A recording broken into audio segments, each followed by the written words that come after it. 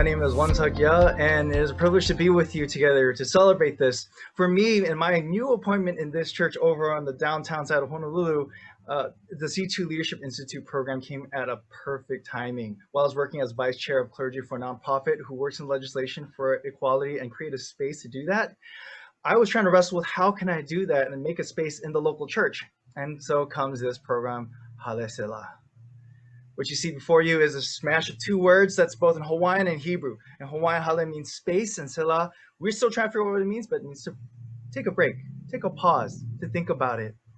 In Harris United Methodist Church, we have a vision statement, building a Christ-centered community by extending God's hospitality to one another and to our neighbors. And our mission statement to do that, to make a difference in our community and the world as we seek to follow Jesus Christ.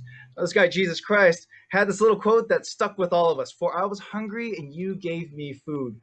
With that, we reflect on the poverty in Oahu, that we understand the households in the poverty line here, living below $50,000, it only will increase from here. And as we see from the students who are receiving free or reduced price meals, we're realizing that at least feeding, food stability is so important. Currently, even in the midst of COVID, we've been doing feeding programs. One every week for 250, 300 meals through IHS, and another sandwich ministry with Next Step Keahau for 200 and 250 meals per month. We're feeding them constantly, and we realized that we had to rethink how we do this. We had to think fast.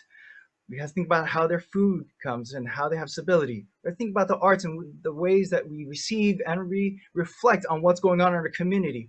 We have to talk about how our society needs to change and shift.